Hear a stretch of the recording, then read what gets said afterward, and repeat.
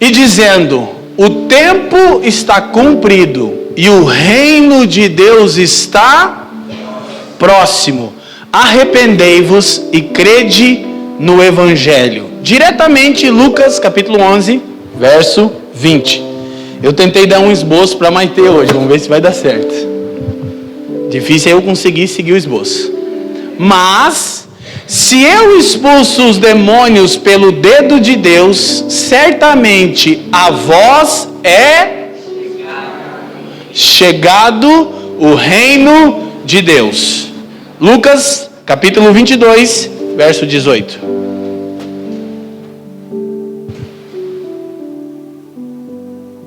Porque vos digo que já não beberei do fruto da vide, até que venha o reino de Deus. Então, preste atenção. No início do ministério do Cristo, Marcos capítulo 1, verso 15, o Senhor disse: o tempo foi cumprido e o reino de Deus está próximo. Arrependei-vos e crede no Evangelho. Qual é a primeira evidência do reino de Deus? O arrependimento, que é o que? A mudança de mente, é a troca de paradigmas, de preconceitos pelos valores do reino de Deus. Agora, durante o seu ministério, ao realizar obras portentosas, sinais e prodígios, Jesus é interpelado pelos fariseus, acusado por eles de expulsar demônios por Beelzebul, o principal dos demônios. E Jesus responde e diz: se eu expulso os demônios pelo dedo de Deus, então é chegado a vocês o reino de Deus. No início do ministério, o reino de Deus está próximo. Durante o ministério, o reino de Deus chegou. Na última ceia, o reino de Deus está vindo. Jesus é interessante. Ontem Jesus foi tão bom comigo, porque eu não pude estar com vocês, eu estava em Brasília, e os irmãos partiram o pão lá ontem também. Falei, aleluia, glória a Deus. Eu ia ficar sem partir o pão. A propósito, por que vocês partem o pão no sábado e não fazem isso no domingo à noite para facilitar? É exatamente por isso, nós não queremos facilitar. Como é que é isso? É que para nós o partir do pão é um encontro singular. É um encontro em memória exclusiva de Cristo. Nada que não seja o Cristo e a mesa da comunhão pode acontecer. Então, enquanto nós conseguirmos, e quando não conseguirmos mais, nós vamos conseguir de algum jeito. A gente vai ter sempre o nosso partir do pão, o que alguns irmãos preferem chamar de Santa Ceia. De fato, não gostamos, não comunica a verdade desse encontro. A gente vai fazer sempre em um dia à parte, onde todo o tempo é dedicado ao Senhor e aos santos. Amém? Então, coloca na sua agenda que ele sempre acontece no terceiro sábado de cada mês. Então, quando Jesus parte o pão com os discípulos, é curioso que versículos anteriores ele diz algo extremamente poderoso. Ele diz: eu estava ansioso. Jesus nunca disse estar ansioso, mas ele diz: eu estava ansioso por esse momento. A única coisa que Jesus tinha ansiedade era para sentar à mesa com os discípulos. E quando ele parte o pão, olha só, nós somos movidos por tantas ansiedades. Jesus só tinha um anseio: sentar à mesa, olhar na face, ter comunhão, misturar a vida, servir. Então, quando ele parte o pão, quando ele bebe do fruto da vide, ele diz: certamente que eu não beberei mais. Cara, isso é incrível. Do fruto da vide, até que venha o reino de Deus. Uma coisa que nós já descobrimos e vamos falar na aula sobre precursores, que inclusive é quarta-feira agora, o tema da aula do fim dos tempos são os precursores. Uma das coisas que nós descobrimos é que Jesus está jejuando. Ele disse: eu não vou mais comer o pão e beber o fruto da vide, até que faça isso de novo com vocês na mesa do reino de Deus. Então ele está jejuando está com um anseio por encontrar o seu povo. Agora, levantamos uma questão. O reino de Deus está próximo, é chegado ou está vindo? Haveria alguma contradição naquilo que Jesus ensinou? Início do seu ministério, está próximo o reino de Deus. Desenvolvimento do seu ministério, é chegado o reino de Deus. Cumprimento do seu ministério, o reino de Deus está vindo. Então, uma coisa que nós precisamos entender, dentre várias verdades que nós podemos trabalhar sobre o reino de Deus, é que o reino de Deus é eterno, presente e vindouro. Diga comigo, eterno, presente, vindouro. O reino de Deus está próximo, porque o Deus que tem autoridade para reinar e reina, de acordo com o que o salmista diz, de uma eternidade a outra eternidade. Essa é a perspectiva que nós deveríamos encarar a obra de Deus. Nada está comprometido no governo de Deus. Ele reina de eternidade a eternidade, de geração a geração. Esse reino se aproximava daquele tempo. E quando Jesus começa a operar sinais e prodígios, ele diz que os sinais e prodígios eram a evidência de que o reino eterno agora era também um reino presente que estava operando entre eles. Curiosamente, a gente costuma encarar um texto, sempre citamos esse texto de maneira equivocada. Quando interrogado pelos fariseus, como dizia Antônio Cirilo, sobre quando e como viria o reino de Deus,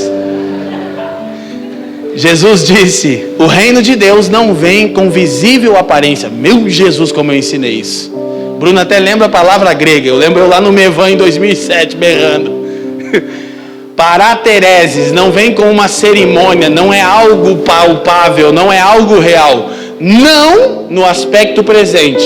Por favor, você na família dos que creem não é um gnóstico. Você não crê que as coisas do reino não são reais. Elas são. Mas o reino na sua manifestação presente, ele é invisível. Aí Jesus diz: o reino de Deus não vem com aparência visível. Não dirão ei-lo aqui ou ei-lo ali, porque o reino de Deus, quem lembra? Está? Quero ouvir, está? Errado. Jesus não diz que o reino estava dentro deles. Ele diz: o reino de Deus está entre vós, na pessoa dele.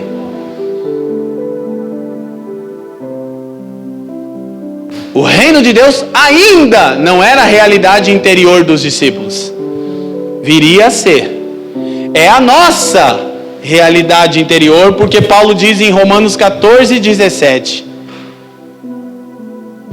o reino de Deus não é comida nem bebida, mas é justiça, que significa tzedek, posição correta, justiça, paz e alegria no Espírito Santo. Aí as pessoas tendem a encarar o reino de Deus apenas como uma coisa interior. Não, o reino vindouro de Deus é literal, mas aí você tem que vir na quarta-feira para você aprender sobre fim dos tempos. Porque não é o assunto que a gente vai trabalhar sobre a literalidade do reino, ou o milênio. Não, isso é só quarta-feira, aleluia. Glória a Deus. Mas o reino vindouro, ele é real, ele é literal. Jesus vai reinar literalmente. Então, mas o reino presente, ele é invisível. Então, o que nós precisamos entender? Repito, o reino de Deus é eterno, presente e vindouro. Não há contradição naquilo que Jesus estava ensinando, há contradição na nossa interpretação do ensino. E essa é uma das principais coisas que eu quero hoje remover. Agora, eu quero definir uma coisa. Preste atenção nisso. A mensagem do reino de Deus coloca Deus e o homem em seus respectivos lugares. Deus no trono, o homem aos seus pés. Esse é o ápice da mensagem do reino de Deus. Colocar Deus e os homens em seus respectivos lugares. Deus entronizado, os homens prostrados. Deus no trono, os homens aos seus pés. Então, eu me lembro de uma coisa que o Bruno disse uma vez, fez até um bannerzinho, que para que o reino de Deus venha, o nosso reino tem que ir embora. Essa é uma das razões pelas quais nós não experimentamos o reino de Deus. Você é quem reina. Lembra que nós falamos que John Stott disse que alguns superficiais consideram muito cruel a morte do cordeiro, mas nós abordamos que a ênfase do pecado é a íntima intenção do homem substituir o senhorio do Criador pelo seu próprio governo. Então a primeira exigência para que o reino de Deus opere em você e você desfrute dessa realidade que eu vou compartilhar, é você sair do trono e se colocar aos pés do único que é digno de estar no trono.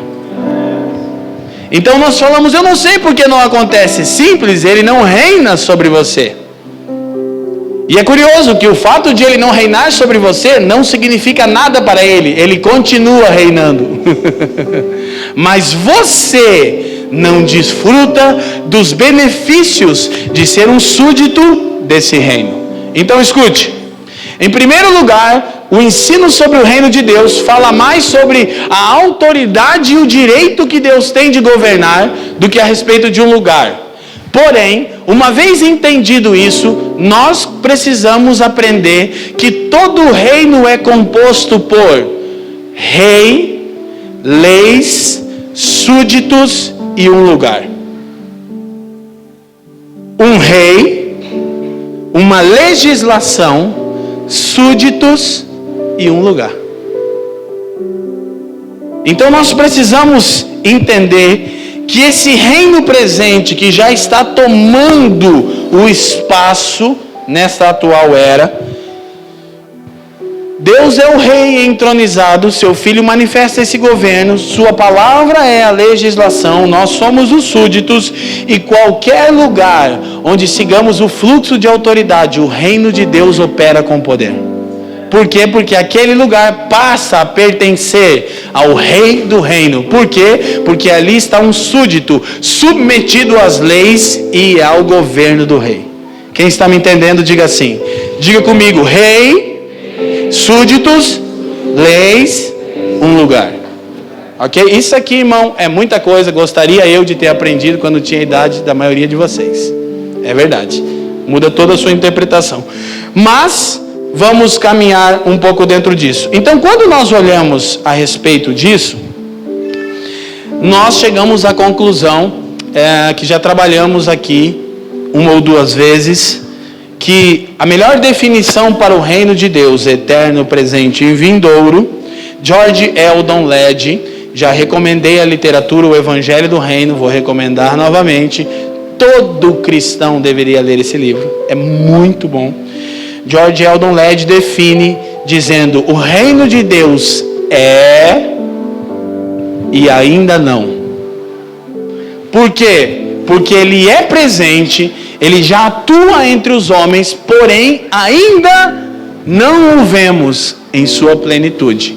Então o reino de Deus é e ainda não. Nós vamos aprendendo sobre esse conceito. Vamos a Mateus capítulo 12, versículo 32. Eu vou usar alguns textos para mostrar uma verdade específica. Mateus capítulo 12. E se qualquer disser alguma palavra contra o Filho do Homem, ser-lhe-á perdoado.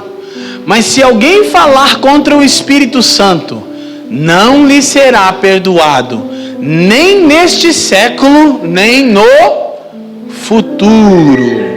Então preste atenção. O que nós percebemos nesse texto? Que todo o ensino do reino precisa ser encarado dentro do conceito de eras e não mundos diferentes. Talvez algumas traduções falem mundo aqui no lugar século. Quem tem uma tradução que fala mundo? Alguém tem aqui? Uma pessoa, duas, três. Então, é exatamente isso que eu quero. Olha a ousadia do pastor, Juliano. Pega a sua caneta e risca a palavra mundo. Pode riscar. E coloca em cima era. Porque o grego ali não é cosmos, falando de criação. É aion, falando de tempo. Como bem traduzido aqui por século. E não no mundo vindouro, mas na era vindoura. Não no presente século, não na presente era e nem na era vindoura. Só um parênteses. Quem já teve medo aqui de ter blasfemado contra o Espírito Santo? Todo mundo, né? Fica tranquilo, querido.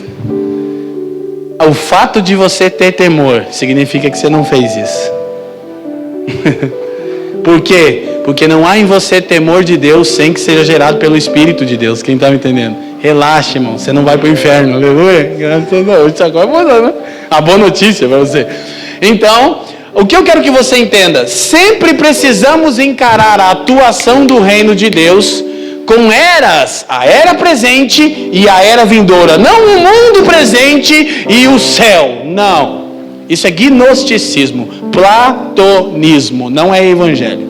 Ok? Então vamos seguir um pouquinho mais para frente e vamos olhar agora.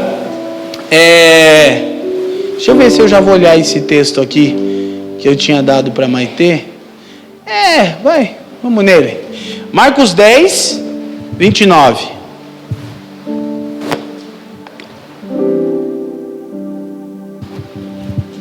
Vocês estão felizes ainda? E Jesus respondendo disse: em verdade vos digo que ninguém há que tenha deixado casa, ou irmãos, irmãs, pai, mãe, mulher, ou filhos, ou campos, por amor de mim e do Evangelho, próximo, que não receba 100 vezes tanto, já neste tempo, ou nesta era, em casas, irmãos, irmãs, mães, filhos, campos com perseguições. Preste atenção nisso. E no século futuro, aion, na era vindoura, a vida eterna. Deixa o texto para mim, mas presta atenção numa coisa. Olha que curioso. Pedro chega para Jesus e diz: Senhor, olha, nossa, meu Deus. É igual a gente. É que tem hora que você se vê na Bíblia, é horrível, né? Eu nunca me vejo na Bíblia nos caras bons, só nos ruins. Não sei se você sofre desse mal. Mas eu acho que esse é um dos segredos por estar caminhando ainda, né? Pedro chega para Jesus e fala assim: e nós que deixamos tudo por você? Você imagina se Jesus jogasse a real? Um barco velho e uma rede furada. Uau! Deixaram tudo. Imagina, o Pedrão estava lá consertando rede, o barquinho já tinha mais furo do que... Mas Jesus não é como a gente, né? Graças a Deus. Não jogou na cara do Pedro que, igual eu, não tinha nada, né? Ele diz: não há ninguém que deixe pai, mãe, irmãos, irmãs, esposa, maridos, filhos, nesta era, por amor de mim, escuta, e do Evangelho. Não é por outra razão, tá? É por amar a mim e o Evangelho. Aqui nós temos pessoas que eu poderia mostrar isso. Sério. Que deixaram pai e mãe. Que deixaram família por amor do Senhor e do Evangelho. Dani Joyce. Deixaram os papais lá no Mato Grosso. Pedro do Borel só chamava ele de Mato Grosso. Vários irmãos deixaram suas famílias. A Aline. E outros que talvez eu não saiba. Alguns vão precisar deixar. É não? E alguns deixam toda semana. Mas Jesus diz assim: não há quem faça isso por amor de mim, o Tom, a esposa, e por amor do Evangelho, que não receba, já nesta era, quero que você entenda duas eras diferentes: casas, irmãos, irmãs, mães, filhos, propriedades. Mas escuta, o Evangelho da prosperidade torceu o texto, irmão. Você pensa o seguinte: então eu vou deixar tudo e Jesus vai me dar tudo.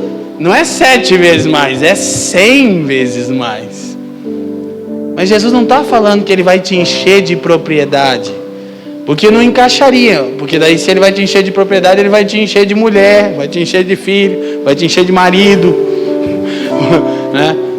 Sabe o que vai acontecer com você? O que acontece com esses que deixam tudo, como Fê. Eles ganham uma outra família, né, Aline? Ganha a mamãe. Quem perde sou eu, que tem que ficar dividindo minha mãe com os que largaram tudo por causa de Jesus. Eu que não tinha nada a ver com isso, tenho que ficar dividindo. É ou não é? Cadê os filhos da mãe Elisete aqui? Isso é quase um terreiro de crente. Não é verdade? Quem nunca foi lá na minha mãe precisando de uma mamãe? Quem fala a verdade, né? O Senhor deu uma palavra para minha mãe uma vez, que ela seria mãe de muitos filhos, né, mãe? E ela disse como? Ela não entendia, hoje ela já entendeu. Se ela entendesse, ela não aceitaria, eu acho. Mas o que eu quero que você entenda, olha a característica desta era. Jesus vai te dar tudo. Ontem eu estava em Brasília, e aí a gente depois, poxa, fomos a Joinville, o Dani foi comigo, servimos os irmãos. Eu falei para o Dani: você viu, Dani? Como a gente foi recebido como se fosse família com os irmãos em Joinville, né, Dani? Os irmãos honrando a gente com todo amor. Eu falei: você percebeu que eles não trataram você com diferença do que me trataram, porque você estava me ajudando com os livros ou qualquer coisa? Não, eles trataram o Dani igualzinho me trataram. Não é o pregador que é bem tratado. Não, trataram a gente igualmente como se trata o Senhor. Aí ontem eu fui, estava em Brasília e tal. Aí os irmãos falaram: vocês vão jantar na casa da irmã Marta. Eu já sei. É uma dona Elisete em Brasília. Aí você chega lá, tem uma irmã querida. Oh, meu filho. O que ela supre? Ela supre os abraços que eu perco de dar na minha mãe no sábado e no domingo, porque eu estou servindo o Brasil. Eu já ganhei, eu tenho mais do que 100 mães no Brasil, eu tenho milhares de mães, eu tenho pessoas que me amam profundamente, que ficam mandando mensagem para mim, anos depois de eu ter passado naquelas cidades. E eu ganho famílias, eu ganho irmãos, eu vou para Brasília, por exemplo, vou para todos os lugares, mas ontem em Brasília, eu tenho que avisar um monte de gente, todo mundo fica bravo. Eu falei: amor, eu não vou ter tempo, pô, eu vou te pegar para jantar, mano. Se eu comer tudo que vocês querem, não, meu doutor aqui vai... Difícil, fácil você falar de mim, difícil é eu. Então a gente ganha. Só que qual é a característica, querido? Ninguém vence Deus no dar, amém? Essa é uma verdade do seu reino. Porém, tudo isso será dado a você com... Por quê? Porque esta era é perversa. Isso nós precisamos entender. E na era vindoura, a vida eterna, tudo isso vai ser te acrescentado sem perseguições. Mas agora, Ele te dá tudo que você abre mão. E te dá de brinde perseguição. Por quê? Porque esta era está rebelada contra o Senhor. Então nós precisamos entender algumas verdades. A expressão aqui, século e eterna, vida eterna, ela é kairos e aion, tempo presente e eternidade. É assim que nós precisamos entender. O reino de Deus pertence a um aion, a uma era vindoura. Porém, esta era vindoura que estava à frente de nós, escute, se sobrepôs sobre a era atual. E houve uma invasão. A era vindoura invadiu a presente era, na pessoa de Jesus. É por isso que ele disse: o reino que pertence à era vindoura já está entre vocês, porque eu sou um súdito desse reino. Então, o que nós precisamos entender? Vou falar um princípio espiritual que tem poder para mudar toda a sua interpretação das coisas de Deus. Para os que estão em Cristo, Efésios mostra muito isso. Se nós fôssemos olhar o plano de Deus, nós olharíamos numa linha horizontal. Criação, queda, redenção e restauração. Ok? Deus criou, o homem caiu, Deus salvou e está restaurando tudo. Criação, queda, redenção, restauração. Todas as escrituras estão falando sobre isso. É a história bíblica na ordem cronológica. Escuta, só que elas estavam num plano horizontal. E o reino de Deus, que pertence à era vindoura, era a última grande obra de Deus. Porém, uma coisa aconteceu. Agora, o reino que pertence ao futuro, no que diz respeito à sua plenitude, que é literal, ele se sobrepôs à era atual. Então agora, em Cristo, aquilo que era seu na era vindoura, não está mais à sua frente, está sobre você. A isso as escrituras chamam de regiões celestiais. E a camiseta céus, igreja, terra, explicam isso. Agora preste bastante atenção. Tudo que as escrituras dizem que nós somos em Cristo, diz que está sobre nós. Qual é o nosso desafio? Acessar isso que já é nosso em Jesus. Então Efésios 2:6 diz que nós estamos, não estaremos, nós estamos assentados com Cristo nos lugares celestiais. Então entenda, não é algo distante de você, é algo que está sobre você. Todas as bênçãos do reino de Deus estão sobre a sua cabeça.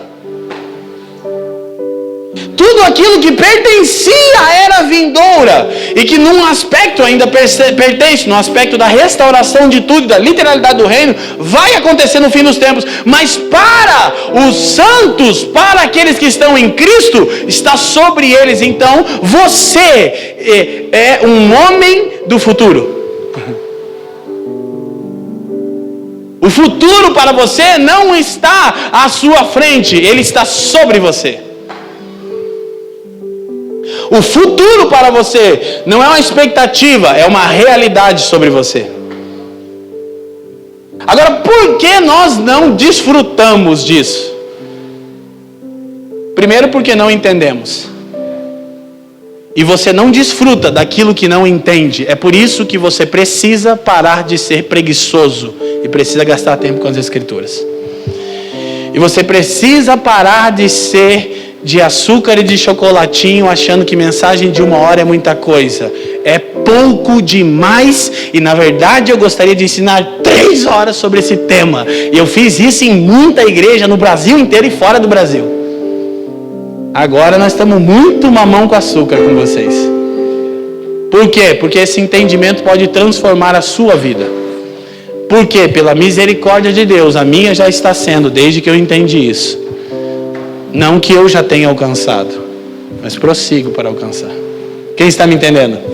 Então, por favor, irmão, as coisas que pertencem ao reino de Deus, que são a sua herança, como aquela antiga canção, tudo que Jesus conquistou na cruz, é direito nosso, é nossa herança. 8:17 de Romanos, Paulo diz que nós somos co-herdeiros com Cristo. Tudo aquilo que é a herança de Jesus no fim dos tempos está sobre você. Tudo aquilo que o Pai confiou a Ele não está longe de você, está sobre a sua cabeça. Por quê? Porque a carta aos Efésios e Colossenses mostra isso. Colossenses diz: pensai nas coisas que são do... Querido, entenda, está sobre você. Não está distante de você no aspecto de futuro. O futuro é uma realidade. É exatamente por isso que a obra de Deus acontece. Agora, uma coisa que nós poderíamos entender... Nós estamos ensinando sobre fim dos tempos, então não precisa abrir o texto. Mateus 24:3, os discípulos perguntam: dize-nos quando acontecerão essas coisas e qual sinal haverá da sua vinda, e de acordo com as traduções em português, e do fim do mundo. Está errado, não é mundo. Nenhum judeu espera que o mundo acabe. A palavra em Mateus 24:3 é de novo aion, era. Qual sinal haverá da sua vinda e do fim dos tempos? Então, sempre a operação do reino está dentro desse aspecto de duas eras, ok? Não é a destruição desse mundo, mas é o fim desta era que é perversa. Agora, entenda, tudo está sobre você. Está disponível em Cristo Jesus. Agora, o que precisa mudar? Sua mente. Nós oramos e falamos: Deus, abre os céus. Ele diz: eu já fiz. Tem uma canção que eu não sei de quem é. Ela é legal, ela empolga a galera. Que os céus fechados se abram, seu reino venha. Errado. Problema é você entender. Quando você não entende, você... Errado. Os céus não estão fechados. Os céus já foram abertos. E tudo que você precisa está sobre você. Não está distante de você, está sobre você. Por quê? Porque os céus se abriram no batismo de Jesus. E não há nenhum registro após isso que tornaram a se fechar. Sabe o que está fechado? Seu entendimento. Sabe o que precisa se abrir? Sua mente. Metanoia. Um dia a gente pegou um cara para levar numa casa de recuperação, lembra, amor? Eu e mais um amigo meu. E aí o cara do bagulho, do movimento, patrão, entendeu? Para quem entender, era o patrão da vila. Nós tentamos ajudar o patrão, tá guardado hoje, o patrão não quis ser ajudado. Nós tentamos mais do que uma vez, mas nessa vez nós botamos ele para dentro do carro, bem loucão. Falou: nós vamos te levar para um lugar aí. E ele: não, mas como é que é? Eu falei: tem um bagulho violento lá. O que é, Leandrinho? Que os caras me chamavam antes. Eu falei: Leandrinho morreu, rapaz. Não te contaram isso? O que é? Eu falei: é um bagulho chamado metanoia. E o cara já... Sério, ele fez assim no carro. Daí ele falou: mas você não é crente? Eu falei: sou. Mas e pode? Eu falei: precisa. Sério. E ele foi até lá achando que nós ia dar um baque nele. Aí o meu amigo que estava comigo, que era mais doido, ele começou: eu já tomei umas doses hoje. Aí ele no carro: onde que esses pastores estão desviados? Metanoia. Conversão da mente. Pela palavra, não pela música. Entendemos uma coisa: o reino de Deus, que é eterno, presente e vindouro. A mensagem do reino coloca Deus e o homem em seus respectivos lugares. Deus no trono, o homem aos seus pés. Esse reino que tem sua plenitude na era vindoura é real, é presente para aqueles que estão em Jesus e já estão assentados com Ele nos lugares celestiais. Parece a sua vida? Parece você se sente assentado governando sobre tudo? Não fala. É só uma pergunta tipo... Porque isso é acessível a você e a mim. E o entendimento é a chave que libera isso. Seguido pelo quebrantamento.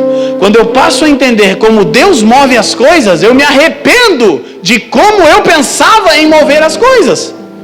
Quem está me entendendo? A melhor coisa que Deus faz com alguém é te colocar num beco sem saída. Porque a maioria de nós está aqui porque deu errado. Aleluia! Se tivesse dado certo, você não estaria aqui, irmão. Você está aqui por quê? Porque deu errado.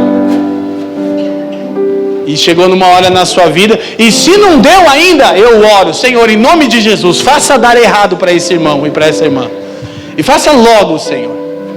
Porque a hora que tudo que você arquitetou e pensou der errado, é a chance de você sofrer uma metanoia.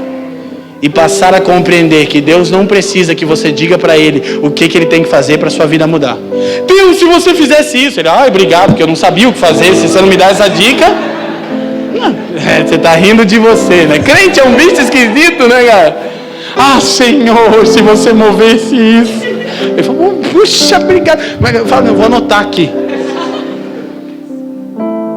Então, precisa haver uma conversão de mente. Agora, o que nós precisamos entender? O reino vindouro invadiu a presente era. A invasão começou. E essa invasão, ela é uma invasão silenciosa. É isso que Jesus disse. Por isso, você percebe que Pedro, extremamente crente em Jesus e no reino, quando Jesus disse, eu sou, no Getsemane, e os soldados caíram por terra, Pedro falou, como eu chorei por esse dia. This is Sparta! Ele deu já no malco porque ele pensou, cara, Jesus agora vai arrepiar, porque eu não aguentava mais. Escuta, guarda isso, essa história de dar outra face e de andar mais uma milha. Estava muito moroso esse papo. O que Pedro pensou? Jesus vai estabelecer o reino literal e visível agora. E olha o esforço que ele fez. Ele disse que ele era, e todo mundo caiu no chão. Eu só vou ter que cortar as cabeças. Isso que aconteceu. Ele era mais crente de todos, só não entendia. Ser crente não é suficiente. Diferente do que você pensa, Pedro não era um descrente, ele era um crente sem entendimento. E só por saber que Jesus era o Cristo e que traria o reino, ele ia cortar a cabeça do malco e depois de todo mundo. Ponto, Jesus. Você está louco? Por quê? Porque ele era crente, mas não entendia como o reino de Deus atua na presente era, de forma interior e silenciosa. Mas você é um condutor do reino. É o seguinte, irmão, tocou em você. Por quê? Porque você é uma pessoa do futuro. Aquilo que era vindouro já está sobre você. Jesus diz, o que crê em mim, como diz as Escrituras, não como você acha que tem que crer. O que crê em mim, como as Escrituras dizem que se deve crer em mim, do seu interior fluirão rios de águas que estão vivas. Mas é crer nele, como as Escrituras dizem. Então, agora escute. Eu preciso entender que o reino invadiu a presente era, mas eu preciso entender a característica dessa era. Gálatas capítulo 1, verso 4.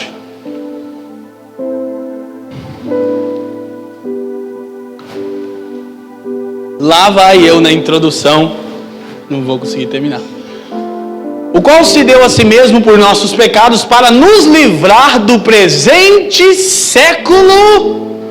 Então, qual é a característica dessa era? Ela é má, perversa, rebelde contra o Senhor. Então, Jesus, olha só, olha que coisa incrível. Entenda a sobreposição das eras. Reino de Deus, era vindoura, era presente, perdão, era vindoura. Então, o reino de Deus, que pertence à era vindoura, se sobrepôs a essa era. E Jesus invadiu o Cronos. E para que invadiu? Para resgatar um povo e colocar esse povo onde ele está, assentado nos lugares celestiais. E por que nós parecemos mendigos, pedintes, indo da terra para o céu cheio de problemas e de necessidades?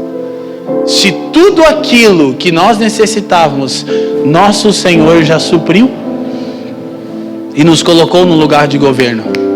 Quem está comigo, diga assim.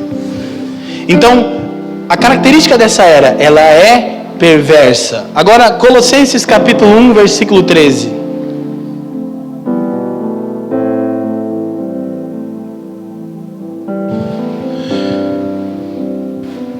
Ele nos tirou da potestade ou do poder das trevas e nos transportou para o reino do Filho do seu amor. Escuta, Paulo coloca as coisas referentes à obra de Cristo sempre no tempo presente.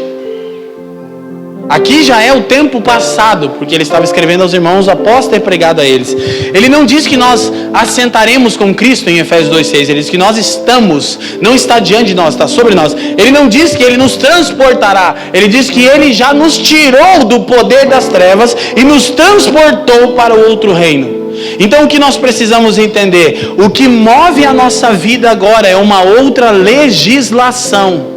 Não é mais a legislação dessa era perversa. Obviamente eu não estou falando que o cristão está autorizado a quebrar os princípios e as leis, porque toda autoridade é instituída por Deus, de acordo com Romanos 13, ok? Mas eu estou dizendo que você já não conduz mais a sua vida pelos valores deste presente século mau.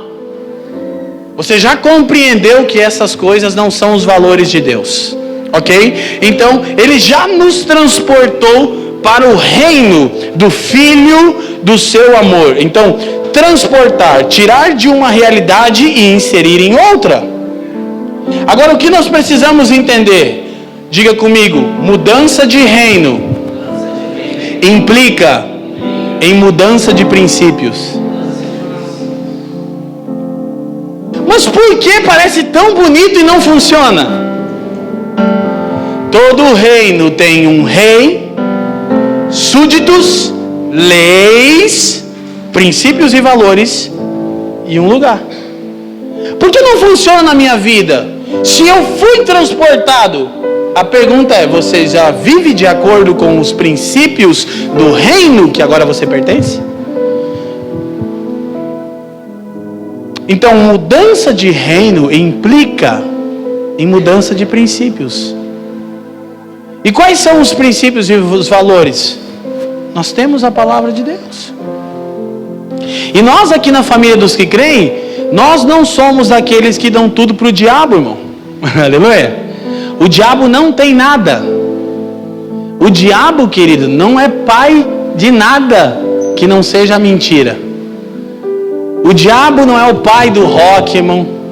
Ele não é o pai da tecnologia. Ele não é o dono desse mundo. O diabo é um quebrado. Ele é o pai da mentira, só. Ok? Agora, escute. Mateus 13, 22. Essa é uma característica. Quando Jesus conta a parábola do semeador. Quem lembra da parábola do semeador aí? Sacode a mão e diz sim. Ele fala sobre o semeador plantando a semente do reino e ela caindo em diferentes solos.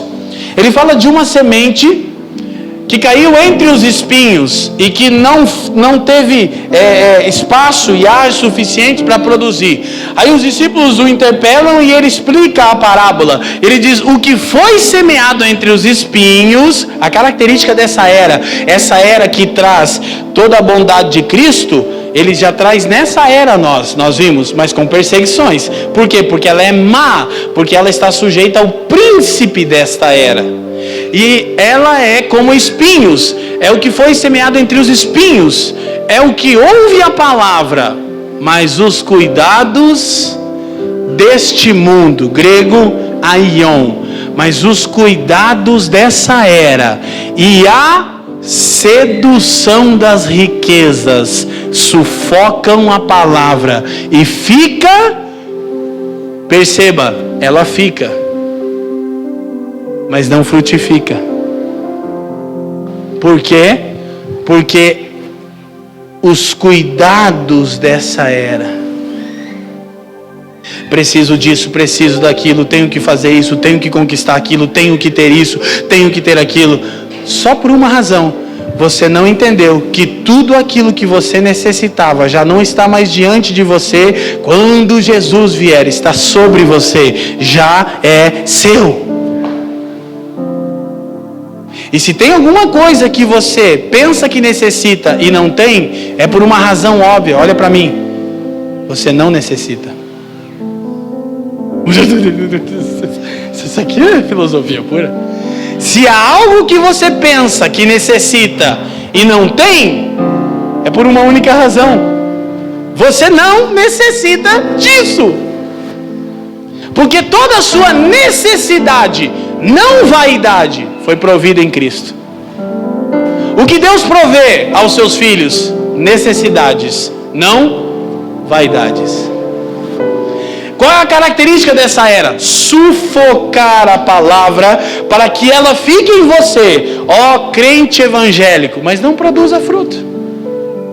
Ela está em você, você é um crente, você é um evangélico, você diz que está amarrado, glória a Deus, essas besteiras que evangélico fala, está amarrado, eu vou explicar hoje. Está amarrado, irmão, como se tipo é uma mandinga, né? Se amarra, daí que funciona. Imagina, eu sempre digo isso, se isso fosse suficiente, a gente contava até 3 e berrava, tá amarrado e pronto. Acabou, vamos. Tá tudo feito, amarramos. Agora escute, eu vou ensinar hoje como amarrar o diabo, aleluia.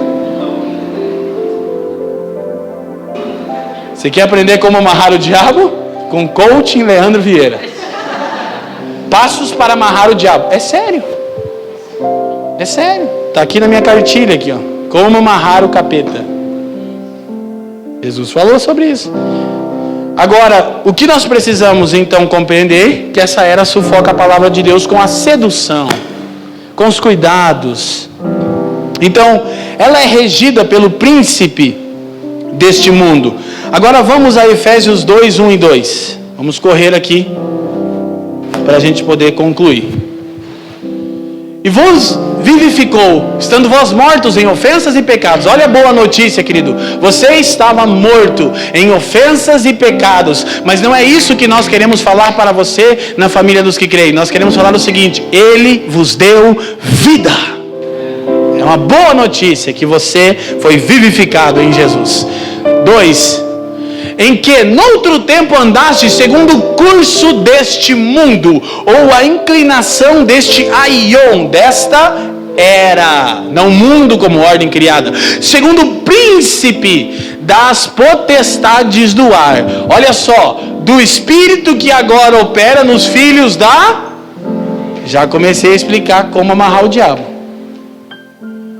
Porque o príncipe, a palavra príncipe, escuta, aqui não está falando de governo e reinado. Em nenhum lugar da Bíblia Satanás recebe título de rei. Ele não leva jeito para coisa. Ele está tentando, mas não leva jeito, irmão. Príncipe não é alguém que tem autoridade, não no contexto de Basileia, de reino. É o princípio da rebelião. Você sabe o que é uma potestade? É uma estrutura de pensamento que ela é tão forte em uma cultura que é basicamente como se ela se personificasse em uma pessoa. Ela não existe, mas é como se existisse. Deixa eu te explicar. O Congresso é uma potestade. O que é o Congresso? Não existe. Temos que aprovar a reforma da Previdência. O Congresso tem que aprovar. O Congresso não é uma pessoa, ele não existe. Mas é um conjunto de valores que personifica algo como se fosse uma própria pessoa. Mas não existe. E sabe qual é o problema? Nós nos submetemos a potestades que não têm mais autoridade sobre nós. Por quê? Porque essas potestades são movidas por princípios que não regem mais a nossa vida. Então segue-se que elas são potestades só para aqueles que seguem os seus princípios, não para nós. E de novo, não estou incitando nenhuma forma de rebelião contra a lei, desde que ela não fira os princípios de Deus. Mas 5:29 de Atos, a Escritura diz: é mais conveniente obedecer a Deus do que aos homens.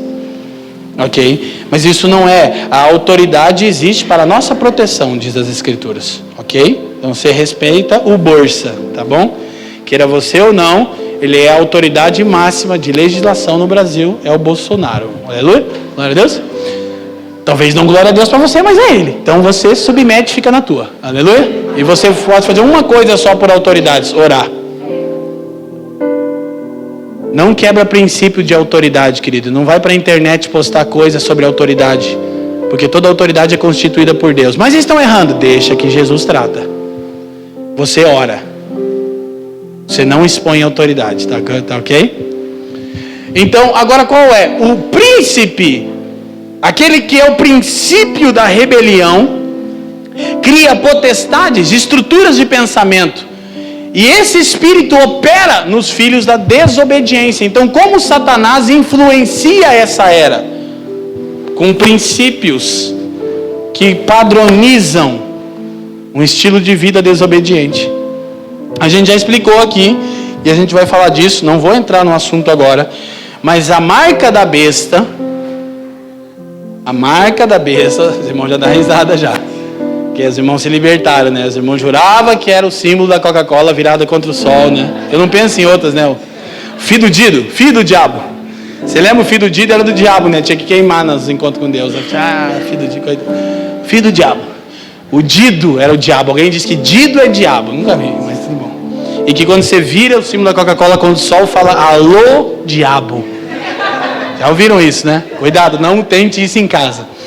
E aí o que a gente vai? A marca da besta é o código de barra. Ele está entre nós. A marca da besta é a maçã da Apple, né? Não morda a maçã. Não, querido. A marca da besta vai na testa e na mão. Por quê? Porque padrão de pensamento modela comportamento.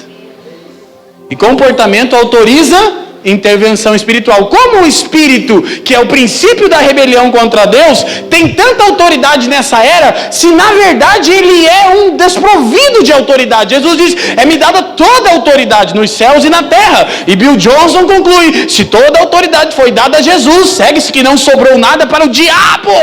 Aleluia. Bem pentecostal, irmão. Agora, por que o diabo faz o que faz? Por causa da desobediência.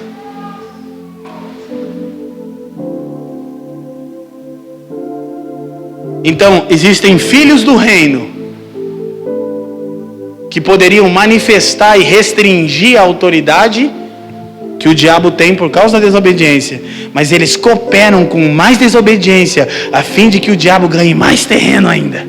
Por isso Paulo diz aos Efésios no capítulo 4, não deis lugar ao diabo. Não dá lugar que ele não pode entrar, filho. O diabo é educado. Ele é um gentleman. Sério. O diabo chuta a porta, Jesus bate. Mentira, ele chegou no... Eva, tudo bom, querida? Boa tarde, você está bem? Porventura, seria isso que Deus diz? Deus está mentindo. Não, querido, gentleman. Ele só faz assim, ó. Aí você abre. Oh, querido, ai. Se você não abre, ele não entra. Porque aquele que é nascido de Deus, diz o apóstolo João, o maligno não toca. Mas o caso aqui não é o maligno tocar, é o maligno brincar de bolinha com você, né? Ele não toca, ele conduz a sua vida. Por quê? Porque você não anda de acordo com os princípios do reino agora que você pertence. Por quê? Porque o reino que era vindouro se tornou presente em Cristo para os santos, porém mudança de reino implica em mudança de princípios. O que é a marca da besta é a marca de Deus. Já explicamos isso. Por quê? Porque em Apocalipse só é reproduzido o que Deus fez em Êxodo, e especificamente em Deuteronômio. Tirou o povo do Egito em Êxodo 4, né? 4, 6 ao 8, especificamente Deuteronômio capítulo 4, verso 8. Estou cansado, irmão, cheguei de viagem agora há pouco. Tem hora que dá uma pane. Deuteronômio capítulo 4, versículo 8. Hoje eu fiz minha mensagem no sofá, irmão. Eu oro, irmão. Eu estava tão cansado que eu botei o computador na pança e com o bem pulando em cima ainda. Ontem eu disse para ele, o que seria de você sem minha barriga? Ele disse, vai perder a graça. Eu falei, nossa, eu queria perder a barriga. Isso não tem nada a ver, mas vocês estão felizes? Viu, amor? Tá sendo legal, amor. Viu? Gostaram da piada? Vocês gostaram dessa piada, né? Sei porque os irmãos olham para a Fran quando eu falo isso. Agora, gente, então, quando Deus tira o povo, Ele vai estabelecer o povo. Porque olha só, Deus falou, eu quero reinar sobre vocês. Então, eu sou o rei, vocês são os súditos, eu vou dar leis e o lugar. Legal. Tirei vocês daí, vou colocar vocês em Canaã. Caminhando eu vou para Canaã. caminhando eu vou. Chegou em Canaã, Deus falou, o negócio é o seguinte agora, vamos estabelecer as leis, porque todo reino tem rei, súdito, a gente já tem isso e o lugar está ali, aleluia, está na frente de vocês. Vou estabelecer as leis. O negócio é o seguinte, vocês vão atar a minha palavra por frontal entre os olhos e no seu braço. Por quê? Porque vocês vão viver nessa terra e ela vai prosperar abundantemente. Por quê? Porque a minha palavra vai padronizar o pensamento de vocês e por sua vez vai modelar o comportamento e eu vou agir através de vocês e essa terra vai ser incrível. Então o que acontece em Apocalipse? Uma reprodução do príncipe dessa era. O que é a marca da besta? Padrão de pensamento, modela comportamento, autoriza a intervenção espiritual. Qual é a primeira evidência do reino? Metanoia, mudança de mente. Não é choro. A escritura diz que Esaú buscou arrependimento com lágrimas. Arrependimento não é medido pelo quanto você chora num culto ou grita. Embora tem vezes que você precisa chorar e gritar de raiva de você. Acontece, né? Acontece? Que alguém se identifica? Agora, o que nós precisamos entender? O arrependimento é medido pelo quanto a sua mente foi afetada pelos princípios do reino de Deus que agora está sobre você. E você não precisa dizer, eu estou super arrependidão. Não, sua vida vai manifestar o reino. As pessoas vão saber que você mudou a forma de pensar. Você postar na internet, gente, agora que arrependi, hein? Hoje eu arrependi. Não, é porque a gente hoje está com um problema, tudo a gente quer, né? Agora tô arrependidaço. Tô aqui no meu quarto, no meu secreto. Que a gente é tão desviado que o secreto virou um ídolo, né? E sabe o que é o problema? É que a maioria das pessoas não passa esse tempo que você pensa que elas passam lá. Aleluia, glória a Deus. Só parece. É bonito de falar o secreto. Parece que é espiritual. Você não vai lá com frequência. Você vai conversar com a pessoa. É que eu tenho que cuidar, né? Quase que eu...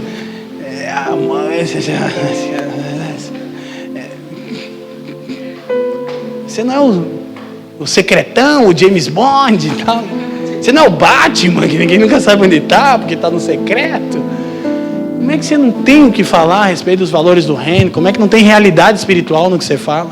Você fala e canta bonito, só que não tem realidade espiritual, as pessoas não são transformadas. Quem está me entendendo diz amém? Aleluia, glória a Deus. Por que, querido, falar até papagaio fala, né? Aleluia. Diz alguma coisa para o seu irmão para mim tomar água, uma coisa bem espiritual e amável.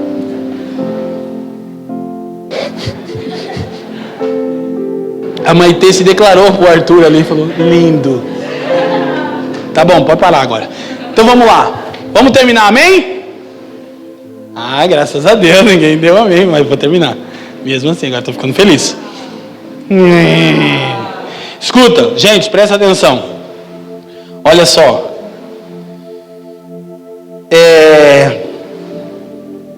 Então, precisa vir uma mudança de mente. Anota em 2 Coríntios 4, 3 e 4, que eu não vou ler. Não precisa, mas não vai dar tempo. Que fala que o Deus desse século, o diabo só é Deus de uma coisa, mas é Deus com D minúsculo, diz o texto. É desse século, dessa era. Ele cega o entendimento dos incrédulos, para que não lhes resplandeça a luz da glória do Evangelho de Cristo, que é a imagem de Deus. Então o que você descobre? Essa era tem um príncipe e um Deus, que no caso é a mesma pessoa, o adversário. Então ele cega o entendimento. Um dos textos mais poderosos, Paulo diz a Timóteo assim, lembra até hoje do irmão Jorge falando isso para mim. Irmão Jorge falando isso para mim. Falando isso, a gente pode orar pelo irmão Valdemar hoje no final. Me lembra que eu preciso orar pelo irmão Valdemar. O irmão Jorge disse uma vez para mim, Paulo disse a Timóteo, Timóteo, guarda o bom testemunho, a boa confissão que Jesus deu diante de Pilatos. Você sabe qual é a boa confissão, Leandro, que Jesus deu diante de Pilatos? Eu falei, não sei, irmão Jorge. Ele disse, o meu reino não é deste mundo. Quando Pilatos olhou para Jesus e falou assim, e aí, você não é o rei? Ele falou, sim. Mas o meu reino não é desta era. E Pilatos diz, eu tenho autoridade para te prender e te soltar. Jesus falou, desculpa que eu tinha que disfarçar que eu acredito, que eu estou com medo. Brincadeira. Jesus falou, você não tem autoridade sobre mim. é que do alto te foi dado isso para o cumprimento do propósito. Você não tem autoridade sobre mim por uma razão específica.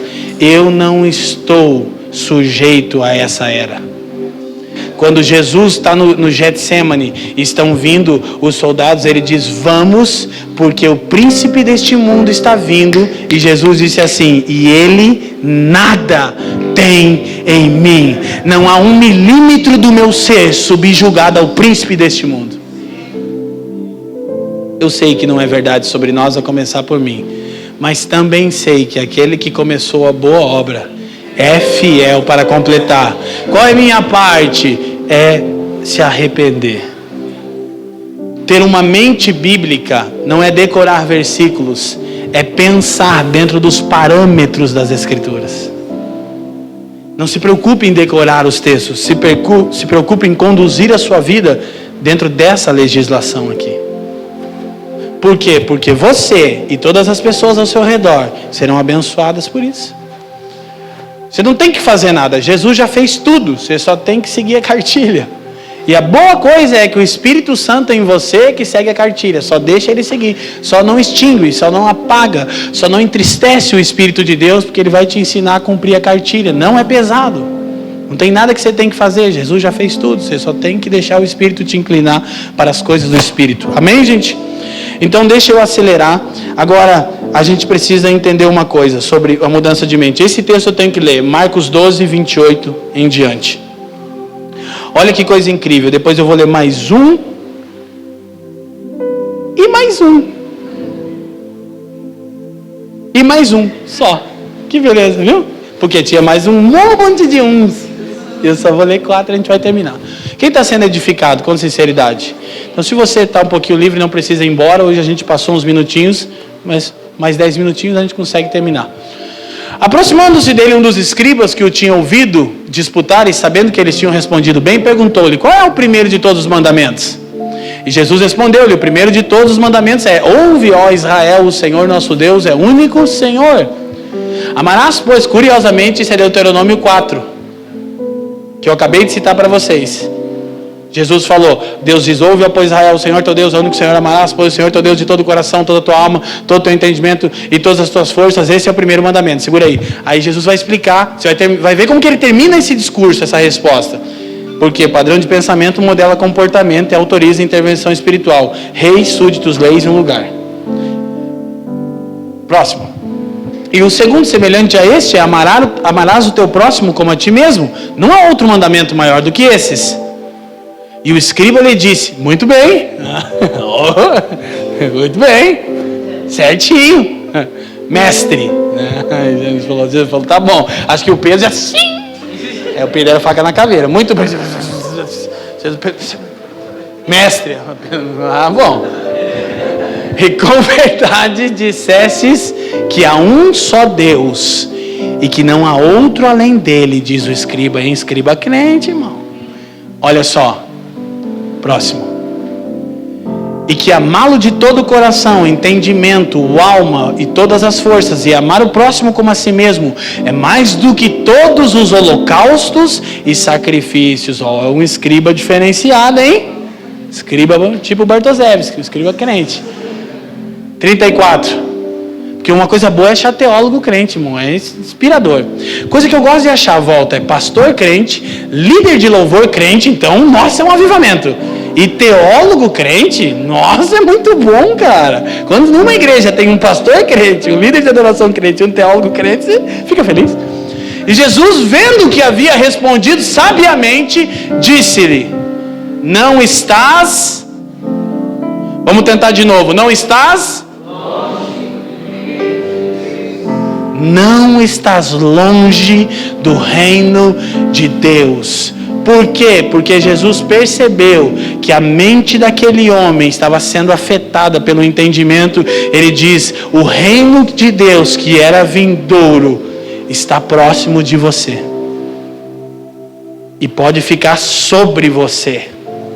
Você não está longe. Olha, o reino não é uma coisa apenas vindoura, é presente.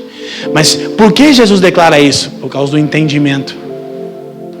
Ele disse: muito bom. Você não está longe do reino. O reino não é um lugar que você entra caminhando, é um lugar que você acessa mudando a sua forma de pensar. Por isso que hoje a palavra tem que ser um pouquinho mais comprida. Aleluia? Os irmãos mudaram o relógio, é isso, Brasil? Não? Lá atrás? Glória a Deus. A mais? Deixa o inimigo usar vocês, irmão. Então, próximo. Agora, entenda isso. E o entendimento aproxima o reino de Deus de você. Por favor, irmão, olha para mim. Não é as músicas que você escuta no Spotify. Tratando-se de Brasil, ainda infelizmente elas te distanciam do reino. Que os céus fechados se abram. Ah não, o reino não só está longe, ainda está fechado. Eu não sei quem é o autor, deve ser um gringo, não vai ficar bravo. Tem coisa que eu fico olhando as pessoas cantando e eu falo, Senhor Jesus, isso está afastando o reino de Deus delas. Já não basta entender errado, os caras fizeram uma música. Gente, só tem um jeito de o reino de Deus se aproximar de você, por uma mente renovada pela palavra. Agora, não é interpretar a palavra do seu jeito também, a coisa é meio complexa. É deixar o Espírito traduzir ela para você. Amém? Se você agora pensa, poxa, mas parece difícil. Olha para mim, look at me. Não, querido, se um cara como eu pode, você também pode. Eu digo que não tem louvor nenhum em falar isso, eu sou papai do bem. Eu era um dependente químico. Eu fui até a 6ª série. Eu nunca tornei a estudar e tenho vergonha disso. E eu nunca fiz um curso de teologia. Eu nunca aprendi grego nem hebraico. E nunca, eu disse nunca, com exceção da minha mãe, dentro da capacidade dela, alguém sentou para me ensinar a Bíblia. Eu não tive esse privilégio. Nunca ninguém fez isso comigo. Leandro, senta aqui, eu vou te ensinar a palavra. Nunca ninguém fez isso comigo. Mas a minha irmã mais velha, que não está aqui hoje, me deu uma Bíblia e disse, mano, esse livro pode te tornar apto diante de Deus. E o Espírito Santo vai te ensinar tudo que você não souber. Já falei para os irmãos, entrei no meu quarto, abri a Bíblia, Gênesis 1:1, no princípio criou Deus os céus e a terra. Fechei a Bíblia e disse, eu não entendi, Espírito Santo. E minha irmã disse que todas as vezes que eu não entendesse, você ia me ensinar. Sabe o que aconteceu? Deu certo. Então, por favor, eu não estou falando de coisas complexas, eu estou falando de coisas profundas. Não tem nada de Deus no raso. Enquanto você fica aí sem experimentar nada. Talvez a palavra do reino está em você, não frutifica. Por quê? Porque os cuidados deste mundo sufocam. Que você ainda está correndo atrás de ter uma casa e um carro legal. E Jesus também não entendeu nada. Ele não vai me dar isso? Não, tomara que ele não te dê uma. Tomara que ele te dê um condomínio e você lembre-se de mim quando estiveres no seu reino. Dá, né? A do fundo pode ser, amor? Aqui tem o bosque, assim. Você me dá a última se você virar um construtor milionário. Tá bom? Leandro, se você ficar rico, você cuida do seu pastor, irmão. Não tem problema nenhum. Ninguém aqui é franciscano. Só que você foi salvo, você está num lugar de autoridade com Jesus. Não é para correr atrás do din-din. O din-din vai vir na sua mão quando você souber o que fazer com ele. Aleluia. Porque quando você não souber, for para você, ele não vem. É o coaching, entendeu? Coaching total. Então, vamos... Agora eu quero ler Efésios 1:21. Eu preciso levantar essa verdade. E aí, ele é autoexplicativo. A respeito da ressurreição de Cristo, Paulo diz que Deus colocou Cristo acima de todo principado e potestade ou poder. Entenda uma coisa, por favor, não existe luta entre Deus e o diabo. Não rebaixa Deus. Você assiste MMA, irmão? O John Jones não luta com o Aldo. Por quê? Porque eles são de pesos diferentes. Porque o John Jones espancaria o Aldo até a morte. Aleluia. Glória a Deus. O Anderson Silva é um dos melhores do mundo porque ele ia mudando o peso para bater em todo mundo. Tipo, entendeu? Até que ele começou a apanhar, né? Os irmãos não entenderam nada, os irmãos não gostam de luta. Glória a Deus. Deu certo. Não deu certo, mas eu queria que os irmãos entendessem.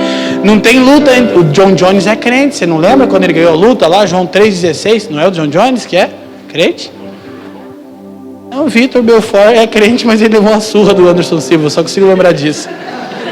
Mas tudo bem. Acima de todo principado e poder, potestade e domínio, e de todo nome que se nomeia, não só neste, leiam comigo, gente, mas também no... Entenda uma coisa, Jesus foi colocado em uma posição de autoridade, não apenas para o século vindouro, para esta presente era, que é perversa, que é má, mas ela está debaixo do domínio de Jesus. Agora, como é que Jesus domina? Versículo 22. E sujeitou todas as coisas aos seus pés, e sobre todas as coisas o constituiu como cabeça da... A autoridade que foi dada a Jesus não está para acontecer no reino vindouro. Ele está sobre todo principado, potestade, domínio e qualquer nome que se nomeie nesta era presente e na vindoura. Mas ele governa por intermédio do seu corpo. Tudo está debaixo dos seus pés. E a igreja é o corpo de Jesus. Logo, os pés de Jesus são uma metáfora da igreja. Quem está me entendendo, diga assim. Precisamos entender que ele tem toda a autoridade, não apenas sobre a era vindoura, mas sobre esta presente era. Agora, Hebreus 2,14, penúltimo texto. E aí, temos um e encerramos. 14 e 15, Hebreus 2, 14 e 15. Vocês estão felizes ainda? Estão felizes ainda? Quem está sendo edificado aqui?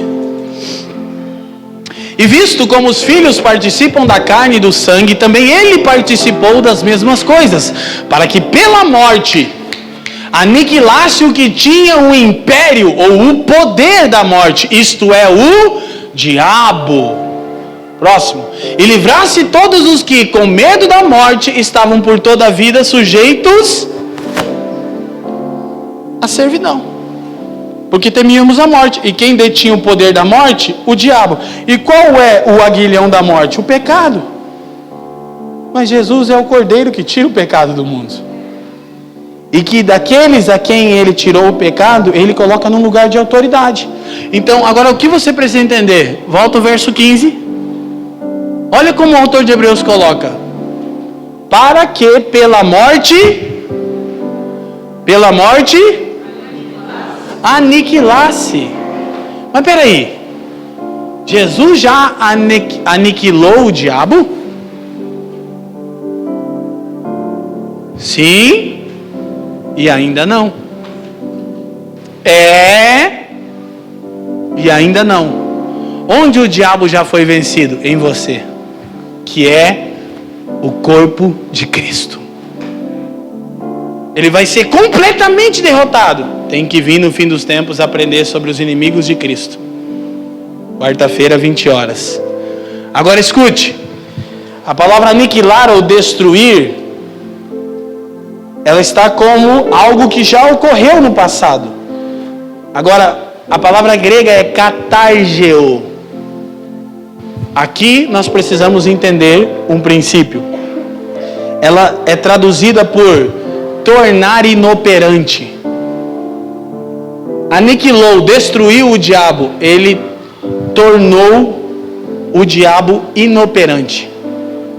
Mas ele opera, sim, por intermédio dos filhos da desobediência. Mas Jesus disse: eu edificarei a minha igreja, segundo o fundamento do reino, e as portas do inferno não prevalecerão contra ela. Então, à medida que a igreja avança, o inferno é destruído. Por quê? Porque na igreja o diabo já está vencido. Por quê? Porque nós somos o povo da nova era. Aleluia. Você se sente bem? Você pertence à nova era. Difícil, né? Os irmãos já, meu Deus, esse pastor Esse pastor desviou, está dizendo que os irmãos são... Aqui, se você vai congregar aqui, já sabe, nós somos o povo da nova era. Nós vamos fazer até uma camiseta New Age. Por quê? Porque nós pertencemos à era que está por vir. a era vindoura. Nós somos pessoas do futuro. As coisas não estão mais à nossa frente, estão sobre nós. Ok? Então, para a gente concluir, outra tradução da palavra: limitar a esfera de atuação. Isso é aniquilar, katargeo. Limitar a esfera de atuação. Jesus plantou a embaixada, que é a igreja, querido. Você sabe, eu fui tirar meu visto americano, você deve saber disso. E a embaixada de um país em outro país é região do país da embaixada. Então significa que uma embaixada limita a esfera do próprio país que permite a embaixada. Por quê? Porque quando você entra na calçada da embaixada americana dos Estados Unidos, o que vale são as leis americanas. Se você matar, você morre. Você fica até meio cabreiro, porque o bagulho é estranho. Você entra lá, os caras tudo já, this nation, the pictures, the night. É um negócio diferente. Não tem, os caras não vêm. Não, o negócio é, tira a roupa aí, tira o geral dos caras. Nem a Rony me deu uma geral dessa. Por quê? Porque a embaixada dos Estados Unidos no Brasil, ou de qualquer outra nação, o que opera dentro dela é a legislação americana. Ela limita a esfera de atuação do próprio Brasil, porque está aqui. Mas o Brasil faz o mesmo na gringa. Não é bem que a gente faz, mas deveria.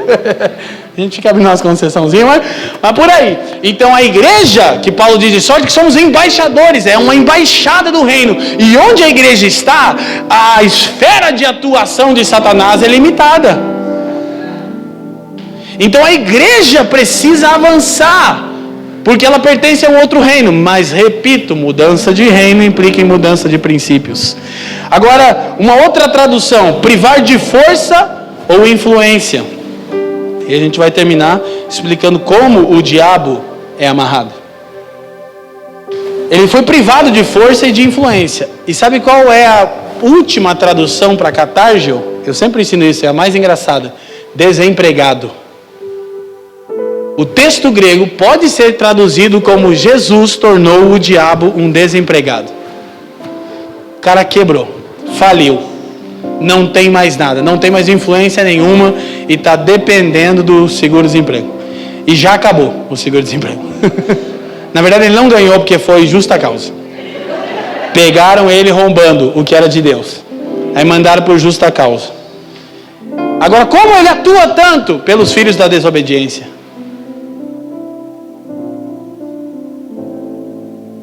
Então, não é assim, sabe? A nossa parte não é diabo! Agora! Estamos aqui, marchando. Você tá rindo, né? Quem nunca deu 7 voltinhas em alguma coisa? Vou confessar pros irmãos. Quando eu comecei minha célula na casa da mãe, nós demos 7 voltas. Você tava nisso, Denis? Socorro. O dia tava 7 voltas no quarteirão do Paraná Clube.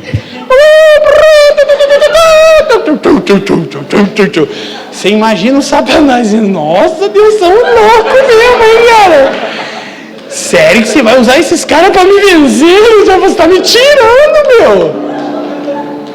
Eu acho que até o diabo falou: oh, Deus, pelo amor de Deus, pelo amor de você mesmo, cara.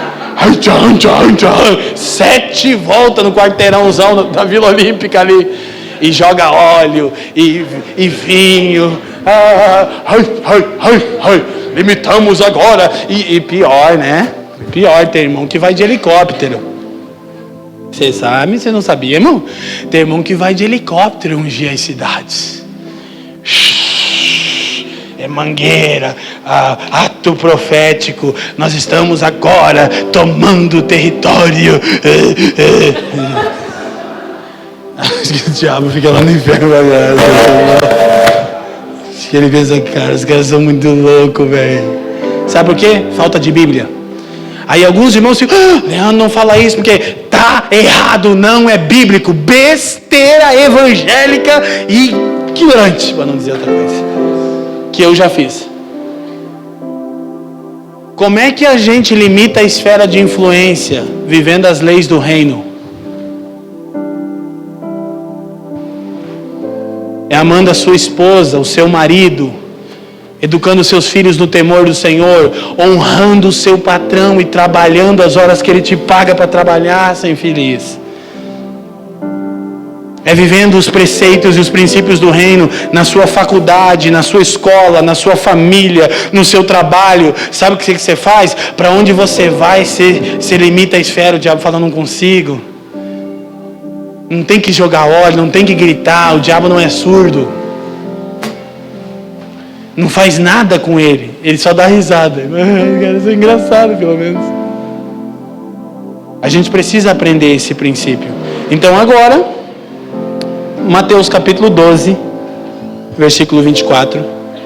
Olha só, mas os fariseus ouvindo isso diziam, esse não expulsa os demônios senão por Beelzebub, príncipe dos demônios. Jesus, porém, conhecendo os seus pensamentos, disse-lhes, todo reino dividido contra si é devastado, e toda cidade ou casa dividida contra si mesmo não subsistirá. Querido, nem o diabo se divide, só os crentes. E se Satanás expulsa, Satanás está dividido contra si mesmo. Como subsistirá, pois, o seu reino? Essa é uma das razões pela qual a igreja que pega a chave, que joga óleo, não influencia. É porque a gente olha os irmãos de outras comunidades de fé na cidade como concorrência. Aqui na família a gente já falou, irmão, e se eu quiser mudar de igreja? A gente vai ficar preocupado porque só tem uma. Mas se você for mover-se dentro de uma outra expressão do corpo de Cristo, que você entende que é isso, a gente vai ficar triste que a gente te amava, mas a gente vai te abençoar. Oh, que mentalidade incrível! Não, que obrigação que nós tínhamos de fazer isso. Ninguém tem que ser aplaudido de fazer isso. Porque a gente quer guardar a unidade, entendeu? Eu já estou falando para os meus amigos os caras falaram, vou pegar uns membros da sua igreja, já tem bastante, para dar uma alavancada lá na família. CCC, pastor Luiz, ele falou, pastor, manda uns membrinhos para nós, hein? Pode mandar aqueles mais capenguinhos, nós dá uma ligada. Aleluia, irmão. 27. E se eu expulso os demônios por Beelzebub, por quem expulsam então os vossos filhos? Portanto, eles mesmos serão os vossos juízes. Mas se eu expulso os demônios pelo Espírito de Deus, é conseguintemente chegado a vós o reino de Deus. Ou como pode alguém entrar em casa do homem valente e furtar os seus bens, se primeiro não manietar ou amarrar o valente, saqueando então a sua casa? Agora, o que nós entendemos aqui? Jesus explica a obra dele e a atuação da igreja. Olha para mim. Casa é a era presente. Satanás, a sua casa é essa era. Ele é o homem valente. Ele mantém pessoas, os bens, sob sua autoridade. E Jesus disse, como pode alguém entrar na casa, do homem valente, Satanás, e furtar os seus bens, homens sujeitos ao pecado, se primeiro não manietar, amarrar o valente, saqueando então a sua casa? A palavra manietar no grego é del, significa colocar sobre as obrigações de uma lei. Como Jesus entrou na casa do valente, essa era, o amarrou e saqueou os seus bens, obedecendo a Deus. Não era um confronto direto. Não é um confronto direto. Era entre ele e o Pai. Satanás dizia, se você fizer isso, ele respondia, está escrito. Como eu amarro o diabo, Leandro? Obedecendo a lei de Deus. Está amarrado? Não estou. Está amarrado? Não estou. Por quê? Porque você não está sujeito às leis do reino. Você não está submisso à lei do reino. Então como a gente vai, olha para mim, cumprir nossa missão, que é saquear essa era? A gente é tudo Robin Hood de Jesus, irmão. A gente tem que furtar os bens do homem valente, que são o quê? Nossos familiares, nossos amigos. Como é que a gente vai fazer? A gente vai andar em obediência à lei de Deus. E quando a gente se confrontar com um homem valente, ele vai saber que nós tememos o Rei. E que nós não temos poder em nós, porém nós representamos um governo. Jesus diz: eis que eu estou convosco. Me dado toda a autoridade nos céus e na terra, portanto ide. Então essa autoridade está disposta a nós quando nós andamos em obediência à palavra. Aí ele diz assim: e eis que eu estarei com vocês. Essa é a garantia. Todos os dias, até a consumação deste século. Então, à medida que nós, igreja, vivemos alegremente em torno de Jesus e obedecemos os seus mandamentos, nós nos espalhamos durante a semana nas mais variadas áreas de influência da sociedade, e nós vamos privando e nós vamos limitando a esfera de atuação. Porque começa na sua casa. Você ganha primeiro sua casa.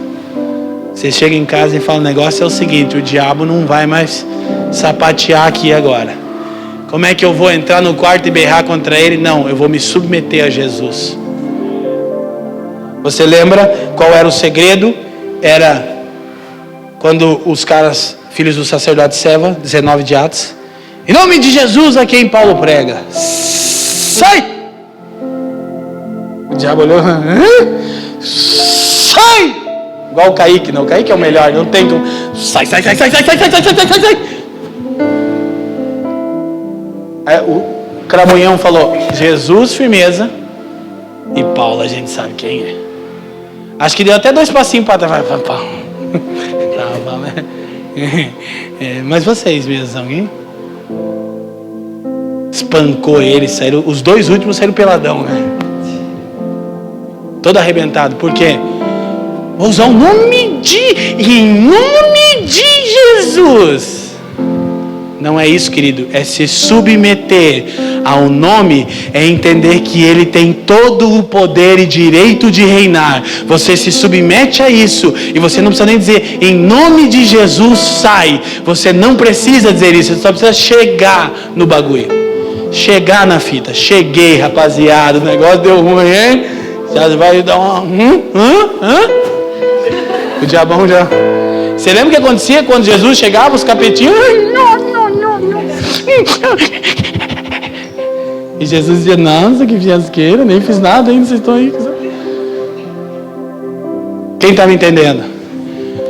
Qual é o segredo para o reino de Deus operar em você e através de você? Submissão às leis e ao rei deste reino. E todo lugar que você, súdito, estiver, recebe a autoridade e a influência daquilo que você é. Agora, tem um jeito. Eu ia mostrar como Noé fez isso. Só anota aí, Mateus 5, versículo 20. Mas anota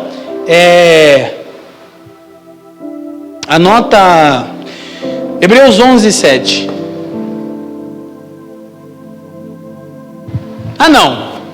Hebreus 11, 7. Aqui é glória a Deus.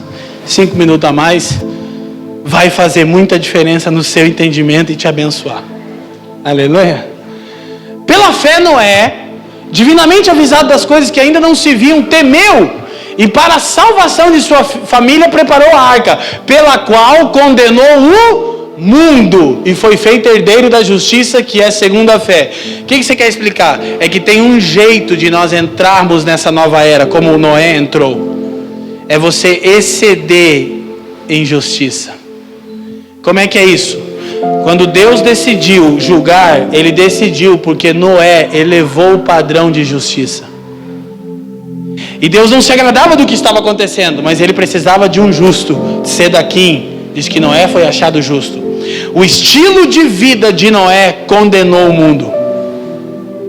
Por quê? Porque ele excedeu em justiça. Mateus 5:20 e terminamos.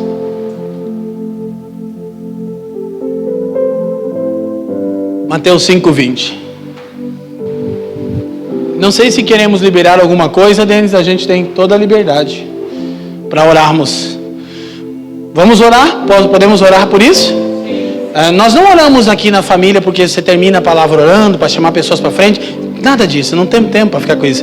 A gente ora para que a palavra seja internalizada no seu homem interior. Você ouviu muita coisa, não ouviu? E a gente só arranhou a superfície do reino.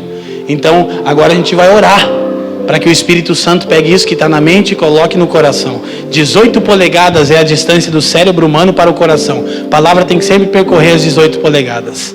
Aleluia?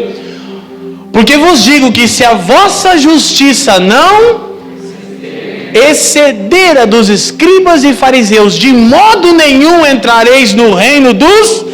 Como é que eu entro no reino que é vindouro e torno ele presente para mim? Quando a minha justiça excede a justiça dessa era. Como que eu entendo isso, Sermão do Monte? Esse texto é uma das conexões de assunto do Sermão do Monte. Olha para mim, bem prático. Essa era ensina o seguinte: olho por olho, dente por dente. Se alguém enfiar a mão na sua cara, você enfia um pé do ouvido nele. Aí Jesus falou, não, nós vamos anunciar que um reino mais poderoso está vindo. Então quando alguém te der um tapa na face, você mostra que você tem mais autoridade. Como? Dando a outra. E aí você julgou aquele padrão. Como que Jesus ganha autoridade? Em renúncia.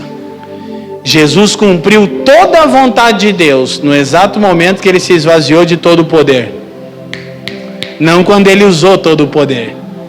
Quando ele se esvaziou e se submeteu 100% a Deus, ele foi colocado acima de todo principado e potestade. Não só nessa era, mas na era que está por vir. Então, como nós experimentamos o reino? Olha para mim. Excedendo injustiça. São nas pequenas atitudes. Quando alguém te passa para trás, você não reivindica. Quando alguém te ofende, você perdoa. O que você está fazendo? Você está condenando aquele padrão. Você está cooperando com Jesus para elevar o nível de justiça. Olha para mim, tudo que estiver abaixo disso vai ser julgado. O reino de Deus é de ponta cabeça. Quem perde, ganha. Quem se humilha, é exaltado. Quem não procura os primeiros lugares, recebe os primeiros lugares. Quem são os últimos, serão colocados como primeiros. Os que mais servem, são os que mais têm autoridade. Então, como que a gente multiplica, olha para mim, no dia a dia, a cultura do reino? Excedendo em justiça. Como é exceder em justiça? É não reivindicar nenhum direito que essa era te garante. Difícil. Só pelo Espírito. Paulo chega a dizer assim, meu Deus, alguém me ajuda lá que eu estou terminando. Paulo chega a dizer assim, está falando que os irmãos estão... Alguém da diaconia, por favor. Paulo chega a dizer que os irmãos estão com problemas lá de justiça em Corinto. E aí ele diz assim, vocês vão levar a causa de vocês diante de um juiz ímpio. Vocês não sabem que vocês vão ter que julgar o mundo. Como é que vocês, que são os que Deus está preparando para julgar o mundo, vão se submeter a um juiz ímpio e deixar ele decidir? Então o que eu tenho que fazer, Paulo? Sofre o dano, sofre o prejuízo. O irmão me passou para trás. Então sofra o dano. Por quê? Porque você quer entrar no reino. Mas é meu direito. Ei, você só tem um direito. Você deveria estar no inferno queimando pelos séculos dos séculos. E amém ainda. Porque isso é uma verdade. O que é meu direito? Arder no fogo do inferno. O que não é o seu direito, ter sido alcançado pela graça maravilhosa de Jesus, ter sobre você o reino que está vindo sobre o planeta Terra, e não apenas isso, ser um rei e um sacerdote deste reino, cooperando com o rei deste reino. Só tem um jeito, se você abrir mão do seu direito. Por quê? Porque Jesus só se tornou o que está sobre todo nome, porque ele abriu mão de tudo que ele era. Amém, irmãos? Então que essa semana a gente tenha uma lição prática. Exceder em justiça. Não apenas essa, mas que isso fique no nosso coração latente essa semana. Vamos, olha para mim, multiplicar a cultura do reino. Vamos multiplicar a cultura do reino no dia a dia, nas coisas simples. Olha para mim, querido. Está aqui minha esposa, sabe. Irmão, A gente, quando vai dar a gorjeta para o cara que cuida do carro, a nossa é a maior. Por quê? Porque eu quero exceder em justiça. Eu quero mostrar uma outra cultura. Quando é para ofertar, então a gente vai ser mais generoso. Por quê? Porque eu pertenço a um outro reino. Estou suprido, eu tenho tudo que eu precisava. Quem está me entendendo? Então, se eu vou servir mais que todos. Por quê? Porque o meu Senhor foi servo de todos os irmãos. Amém? Glória a Deus. Feche os seus olhos.